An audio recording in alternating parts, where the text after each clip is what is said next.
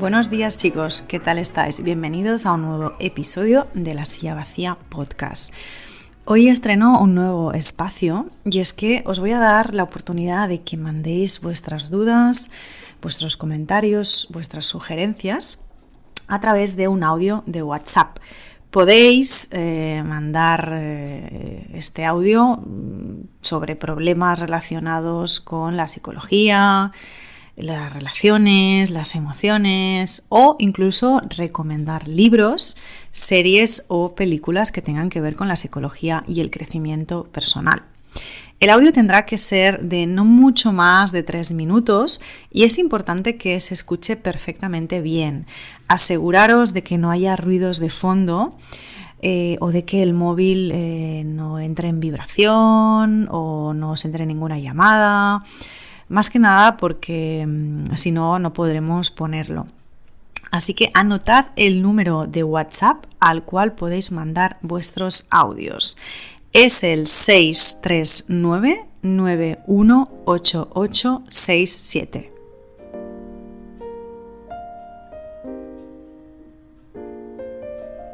Y hoy vamos a hablar de la teoría sueca del amor. La teoría sueca del amor es una película documental dirigida por el realizador italiano Eric Gandini y trata esencialmente, con mirada despojada y velada al principio y luego con una mirada más crítica, de toda la ingeniería social del individualismo de Estado y del estado de bienestar producto de aquel. En España lo podéis ver en la plataforma Filmin. Está subtitulada en castellano y en catalán. De todas maneras, creo que también se puede encontrar por YouTube. Bueno, os voy a contar un poquito primero sobre Gandini, el director. Gandini nació en Bérgamo, en Italia, el 14 de agosto del 67. Es un director de cine, productor y escritor. Y se trasladó a Suecia con 19 años para estudiar cine y de paso eludir el servicio militar. A Gandini, viniendo de una cultura como la italiana, una cultura latina, puede ver perfectamente con ojos quizás más objetivos la diferencia de culturas y de estilos de vida respecto a las costumbres suecas. Por eso el documental presenta un estudio según las distintas sociedades del mundo, donde también determina que en cada una de ellas existen valores que se pueden clasificar en valores de supervivencia, como las sociedades del tercer mundo, versus valores de autoexpresión, que serían valores más comunes o más tenidos en cuenta en las sociedades más individualistas, países nórdicos, Japón, etc. En los países pobres es casi una obligación la preocupación por la salud, el refugio, el agua potable. Y en los países ricos uno puede permitirse preocuparse por uno mismo como el proyecto más importante del mundo, la autorrealización, la carrera profesional. Luego también en ese estudio que se presenta se habla de valores que se centran más en el individuo como unidad central de la sociedad versus otros valores más tradicionales con énfasis en la familia, la religión o la nación. Por ejemplo, en Suecia el nacionalismo digamos que no se estila mucho. En cambio, en España, que sería un país del primer mundo, en el cual, pues por ejemplo, el valor de la autoexpresión sí que está valorado y pues la supervivencia la tenemos más cubierta, pues sí que quizás en España nos decantamos un poquito más por estos valores tradicionales, ¿no? La familia, la religión. España es un país con una fuerte tradición religiosa Y bueno, ya no te cuento en los países latinoamericanos, ¿no? Donde el tema de la familia, los valores de la comunidad, los tradicionales, están por encima del individuo. Bien, ¿cómo presenta Gandhi esta película documental? En sus propias palabras, él dice lo siguiente: todas las relaciones humanas auténticas tienen que basarse en la independencia fundamental entre las personas. Una mujer que depende de su hombre, ¿cómo sabemos que cualquiera de ellos está voluntariamente en esa relación o más que por causa de una dependencia económica? Los niños tienen amplios derechos como niños. Los ancianos ya no dependen de la buena voluntad de sus hijos adultos. La familia ideal de Suecia está hecha de individuos adultos que son fundamentalmente independientes. Independientes trabajando para ellos mismos.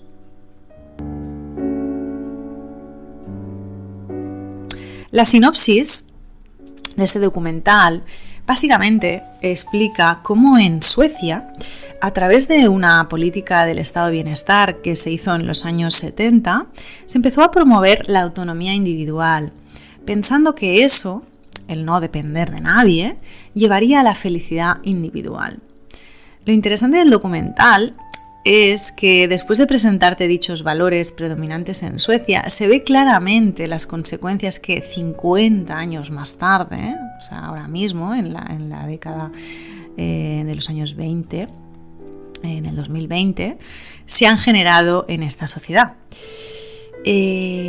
Internacionalmente, Escandinavia es vista como la sociedad perfecta, ¿no? Un modelo a seguir, un ejemplo de los mayores logros que los humanos pueden alcanzar, un ejemplo de civismo, de educación, de ecologismo. Pero ¿es esto cierto? En el documental empezamos a ver las grietas de esta aparente perfección escandinava. Entonces, ¿cómo una vida segura y fácil, sobre todo materialmente hablando, puede convertirse en una existencia vacía y solitaria? Bien, se dice y se sabe que en Suecia la calidad de vida es alta. Las personas tienen buenos sueldos y acceden fácilmente a todo aquello que desean y que necesitan, ¿no? La seguridad en el materialismo es algo evidente, además de la autonomía y la independencia de su población. Pero ¿es posible que esta sociedad esté insatisfecha? El documental nos describe precisamente cómo las personas en Suecia mueren solas, porque claro, viven solas y no se relacionan. El gobierno, según el decreto que se explica en el documental, en el cual os he hablado, que se hizo en los años 70, empezó a propiciar un estado donde las personas fueran totalmente independientes, donde los hijos no tengan que cuidar de sus padres o incluso donde las mujeres no, puedan ser madres solteras sin necesidad de buscarse un hombre. En este sentido, y en términos eneagrámicos, diría que es una sociedad eminentemente eneatipo 5, con una fuerte ala 6. 5 porque hay este desapego emocional, donde cada uno va a su rollo, ¿no? Donde hay una necesidad de sentirse libre, de no depender. Y la ala 6 quizás también por ese miedo a necesitar de algo, de alguien y a quererlo cubrir con esa falsa seguridad material, ¿no? Entonces, bueno, constantemente en el documental se refieren a los suecos como que cada uno va a lo suyo, las personas solo se dedican a hacer sus cosas, pasan totalmente de los otros, ¿no? Y se muestra cómo van las personas en la calle, normalmente solas, cada uno a sus cositas. Es cierto que una de las tareas fundamentales del Estado es proporcionar la tranquilidad y la seguridad a sus ciudadanos, pero la felicidad depende de cada uno de ellos.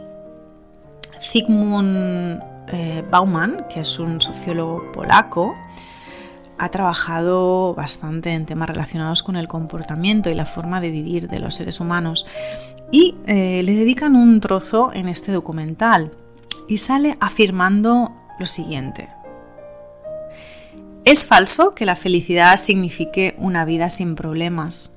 La vida feliz significa superar los problemas, luchar con los problemas, resolver las dificultades, los desafíos. Uno se enfrenta a los desafíos, se pone bajo presión y entonces llegas al momento de felicidad cuando ves que has controlado los retos del destino. Es exactamente la alegría de superar las dificultades, de luchar contra estos problemas, enfrentarse a ellos y superarlos.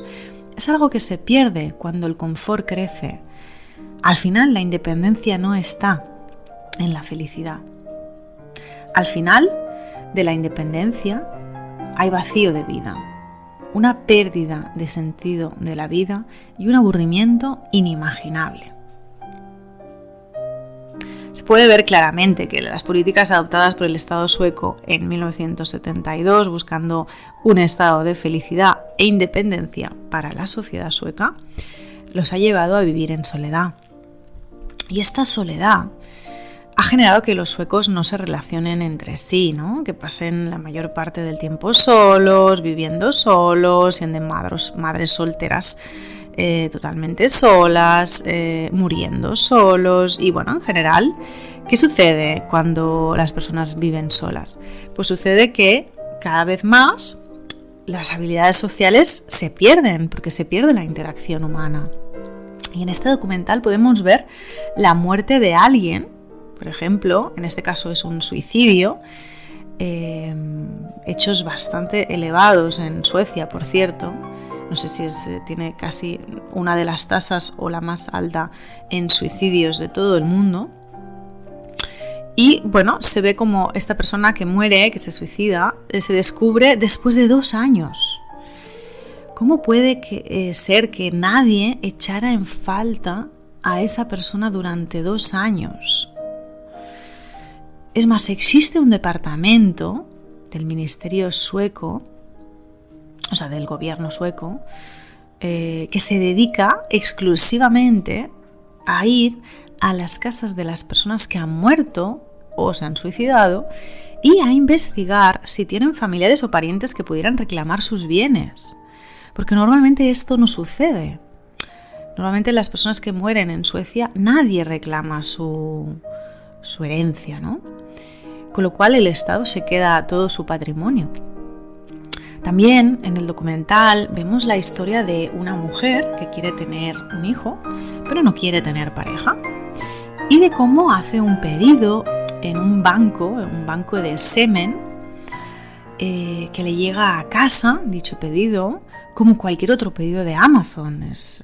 Realmente impacta, ¿no? Te llega el pedido en casa como cualquier pedido que puedas hacer, con las instrucciones para hacerse ella misma la inseminación. Claro, llega el pedido, pues obviamente todo totalmente congelado, ¿no? Con unas medidas de seguridad para asegurar la calidad del semen y demás, ¿no? Y en el documental incluso también se afirma que no se tardará mucho para que también los hombres puedan ser padres solteros. No menos interesante resulta la historia de un médico cirujano sueco que se mudó a vivir en África y que mediante su testimonio narra cómo en Suecia la gente acaba siendo infeliz a pesar de tenerlo absolutamente todo a nivel material, y que él, en un país africano subdesarrollado, donde encuentra su mujer y se casa, ha encontrado la felicidad ayudando a las personas en un hospital donde operan con los mismos taladros con los que en Europa colgamos cuadros en nuestras paredes. ¿Merece la pena asumir el aislamiento y la soledad para tener una vida autónoma e independiente? Es evidente que el ser humano es un ser social, un ser gregario, es decir, necesita vivir en comunidad. De hecho, los últimos estudios en neuropsicología nos hablan de que es más importante que un niño reciba amor y cariño que abrigo y comida. Obviamente es una afirmación llevada al extremo para demostrar que el crecimiento y desarrollo cerebral en un niño se genera mediante el vínculo del apego seguro, y que este apego no pasa tanto por tener todos los juguetes que se quieren, hacer todo lo que les apetezca en cada momento o comer todo lo que quieran o les guste. Este vínculo se genera por el amor, por el cuidado, por el sentirse seguros con una figura amorosa, cariñosa, con el niño. Por todo esto, la soledad y el aislamiento social es la peor pandemia para el ser humano. Y no deja de ser curioso que estamos viviendo una época de soledad forzosa e impuesta por nuestros gobiernos debido a todo el tema del coronavirus. Y bueno, yo en consulta estoy viendo cada vez más estos efectos, los efectos de la soledad, porque las restricciones que tenemos, al menos en España, tienen mucho que ver con no podernos relacionar, con no poder salir, hacer actividades sociales, ir a comer, ir a cenar, incluso salir de la ciudad, salir del municipio, etcétera, y ver a nuestros amigos, a nuestros familiares. Entonces, cada vez más se ve en terapia cómo estas consecuencias de la soledad, del encierro, de las restricciones, del aislamiento social, generan cada vez más tristeza, ansiedad, apatía, desmotivación, etc.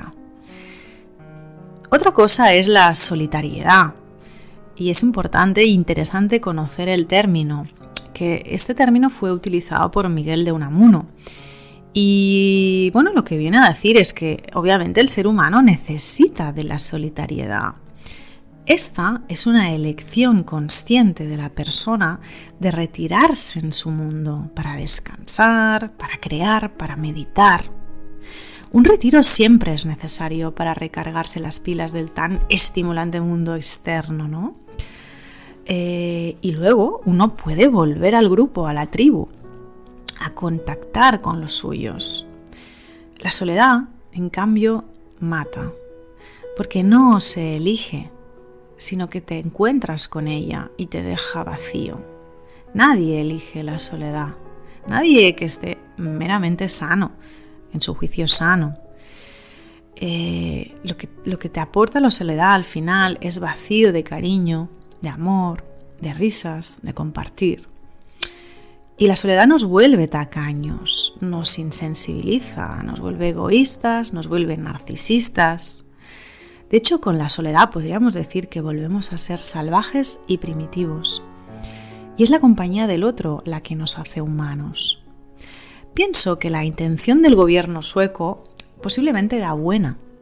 Pensaron que la independencia económica y material arreglaría muchas relaciones de dependencia, de abuso de poder, de maltrato. Pero se olvidaron que la independencia económica radical llevaría a las personas al aislamiento y ello a la maldita y cruel soledad. Debemos trabajar por un equilibrio donde nuestras relaciones sean libres y nuestra felicidad no dependa de la existencia del otro y a la vez sí se nutra de la existencia del otro. Un gran desafío, como el mismo hecho de ser humano.